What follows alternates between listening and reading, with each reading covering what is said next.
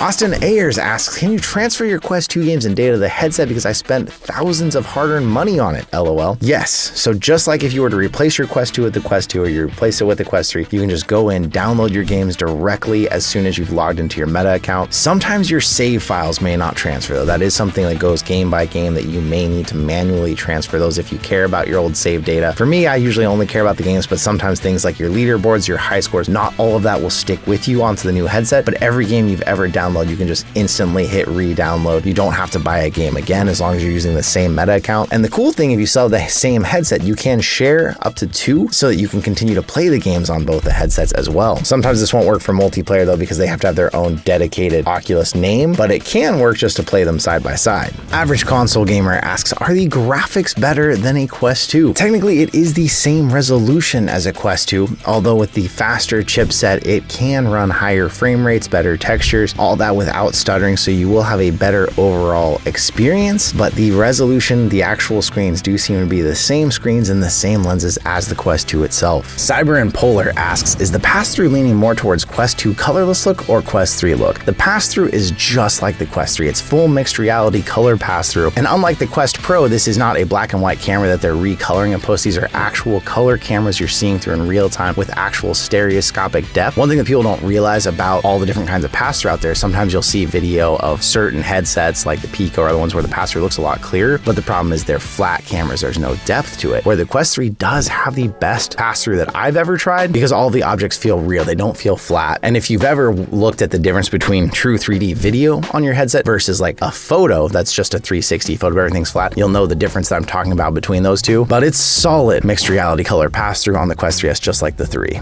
Ray Powerful 496 asks, is it also possible to play PCVR with the Quest 3S 2? Yes, same way you play the 3, same way you play the 2. You can use a link cable directly to the USB-C port. You can play it wirelessly through AirLink or virtual desktop as long as you have fast enough internet. Keep in mind though that will have the same pitfalls. So if you had a PCVR only headset like a Rift or a Vive, you might be used to it just always being reliable, always working. With the Quest 3 and the Quest 2, sometimes the cables don't have enough power transfer, so you have to worry about the battery still running out on it. If you don't have a really reliable router, sometimes if you try to do it wireless, you can have stuttering experiences, and ultimately you are still dealing with compression to make it work. So it's not true lossless PCVR, but for most people, it is a good enough PCVR experience that they're fine using the headset for PC. Sniffles VR asks, does it have Gorilla Tag? Yes, it does have Gorilla Tag. The Quest 3S will be able to play all the games the Quest 3 can and the games the Quest 2 can as well. So if it's a Quest 3 or a Quest 2 game, the Quest 3S can play it just fine, which does include Gorilla Tag and all of its clones.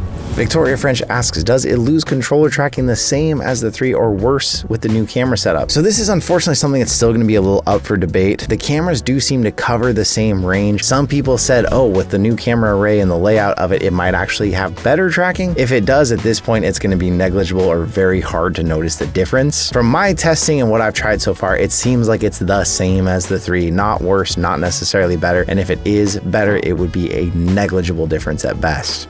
The Man Plays Skits asks, why did they think that a spring in the facial interface was a good idea? The last thing I want when I play VR is to have my lenses bouncing up and down. If I had to guess what they're thinking here, facial interfaces are hard to make universal for all faces, so they might be thinking that if they add a bit more flexibility, a bit of a shock absorber to it, it might make it more comfortable on your face, and then also if you're doing something like fitness and bouncing really hard, it won't be impacting and leaving as bad of lines on your face. This is kind of an age-old debate that you're stepping on here by saying this, because there are usually 2 camps when it comes to aftermarket head straps for Quests. One is Elite straps and the other is Halo straps. Elite straps are very stable, they're very tight, but they pull the weight into your face and they leave you with a pretty serious VR face ring. Halo straps, like the Mobile VR on the other hand, go up on the crown of your head, they hold onto your forehead and the top of your head instead, which means they're much more comfortable on your face, but they do tend to bounce around more. They're not quite as stable. I personally prefer Halo straps over there because I prefer the comfort, and what I found is even if the lenses are bouncing around a little bit, your eyes are still seeing into them, they're still focusing on a virtual object inside of them, so it doesn't really feel like the screens necessarily are bouncing because your eyes can follow them. It's only the headset that's adding that bit of movement. So this is kind of the same thing, I think, as that. Some people will be excited about it and some people will completely hate it, and it really is going to come down to personal preference of what you like in the headset. There will be plenty of aftermarket facial interfaces that won't have that spring design, that will have more of that stability, but people might find that this does add a degree of comfort that they actually like.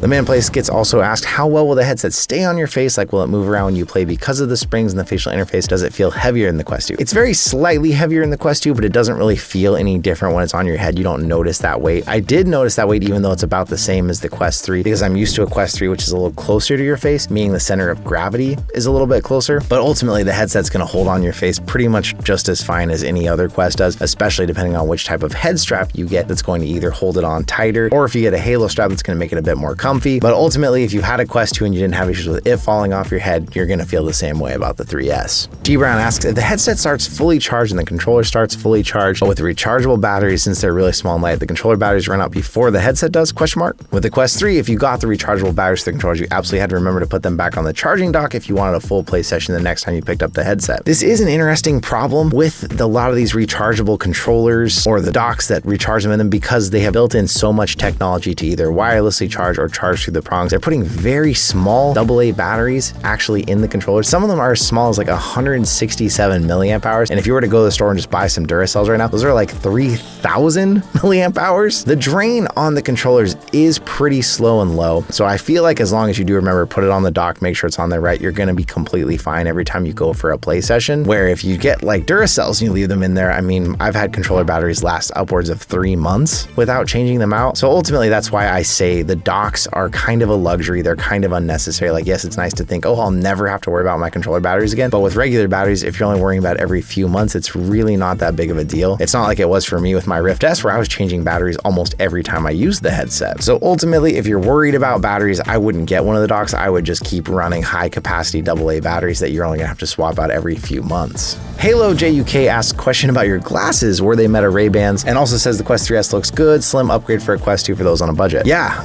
I've had a couple set of Ray-Bans now, the second generation. I do like the Ray-Bans. I know this is 3S questions, but when I was there at Connect, they also gave out a limited edition transparent Meta Ray-Bans to us. They're really nice, and they're not ones that people can actually buy, so that was kind of cool. They gave them to some of the people that went to Connect. But yeah, I agree. Basically, the Quest 3S, it is a slim upgrade for the Quest 2, or it's really for people who are new to VR that need that price point of an entry-level headset. Or if you already have a Quest 3, but you want to start doing co-op with someone locally and you don't want to spend another $500, the 3S is good for that too. Integrity Works 6327 asks, Jay, do you have experience deploying a fleet of Quest 3S? No, I do not yet, although I have deployed fleets of Quest 3s, although that may be what you're asking because 3S is a terrible name and I can't tell whether someone's saying the 3S or they're saying threes. No, I have about 10 Quest 3s so that we can have full multiplayer sessions and 8-player games, and we also have some special series coming up. Now that I'm finally going to be home a couple weekends in October, maybe we can finally launch this series, but that's something I've teased to all of you out there for a while, but we're going to be bringing in local people, pitting them against each other in VR headsets, and it's going to be a lot of fun. Keep an eye out for that. GeoStars asks, do you think Kiwi Quest 2 head straps work on the Quest 3S? No, unfortunately, but a Kiwi Quest 3 head strap would work on the Quest 3S. It's a different enough design that Quest 2 head straps would have to be adapted to work on the Quest 3S, but any Quest 3 head strap will work, as we can see confirmed by the fact that accessory manufacturers are already selling their head straps for the Quest 3 or the 3S. Meta is selling theirs for the Quest 3 or the 3S. So the head straps are interchangeable. It's the same controller, so controller grips are the same, but the facial interface and the actual shell on the face, so for like a silicone cover, those are different enough. You do have to get 3S specific accessories. Kind of the same question from Narky. So no, Quest 2 stuff, pretty much any Quest 2 stuff is not going to work for the 3 or 3S, but a lot of 3 and 3S stuff will be interchangeable. Refer back to the last question. Hexon, along the same vein, is asking, can they 3D print an extension for Quest 2 to Quest 3? And said it's a really good video and they like the content. Thank you, Hexon. So yeah, there's already adapters out there that you can 3D print that would adapt a Quest 2 head strap over to a Quest 3. Those same 3D printable adapters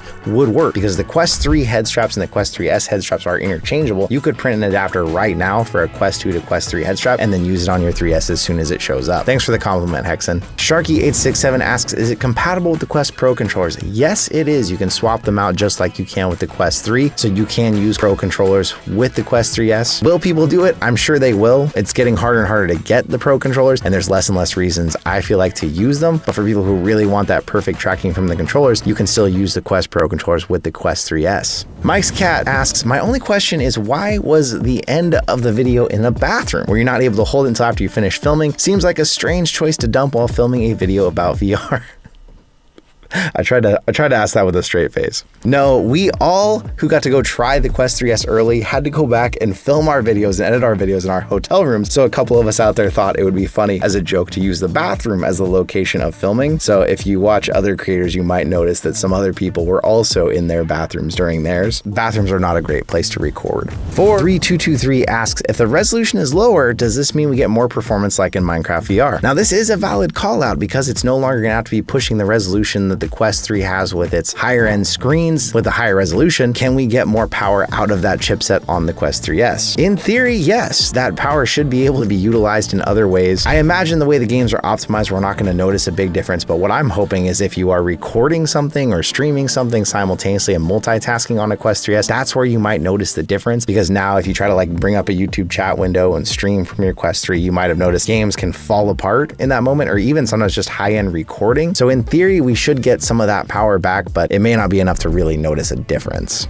Cat Gamer, another question about resolution. Is there a difference between the resolution of the 3, the 3S, and the 2? Yes, the Quest 3 does have higher resolution, but you really notice it because it has those pancake lenses, those high-end screens on it. The Quest 3 looks significantly better. The Quest 3S and the 2 have the exact same measurable resolution, so it really feels like you're looking into a Quest 2 when you're on the 3S, even though it has the higher powered chips and everything. King Hendo says, I bought a 128GB Quest 3 4 days ago. Is there a way for me to get the Batman game? Also, it's unfortunate because it's much cheaper now. If you got it on Amazon or anywhere that has a 30-day return policy, I would just return the 128, get your money back, and then rebuy the 512 within the window of getting Batman free on it too. Anyone out there, if you bought one recently, especially if it's the 128 gig and you can return it and get that. That's 4 times the storage space. That's a $50 game, Batman completely free. Go exchange if you can. Ducky Semi, similar question, same answer. Go exchange it if you can. Get the 512, get Batman free. Do not stick with the 128 if you are still within the return window. RFRX asks, does the price drop mean you'll make the giveaway on the 512 gig model, or you'll still do the usual storage? So what they're talking about is a Quest 3 giveaway just ended, although we currently have a Quest 3, a Quest 3S giveaway, and Bobo VR giveaway. A lot of companies are helping us out, getting stuff back to all of you out there. So yes, Quest 3 128GB giveaway for our channel just ended, and I'm going to be getting them the 512 instead now that it's the same price. So that worked out really well for me and for the person who won. So congratulations again to them. And if you're out there and you want to enter, we're giving away a couple different headsets. We got accessory stuff going on, and then game giveaways are popping up more here and there too. So keep an eye out here on the channel for all kinds of stuff we're giving away.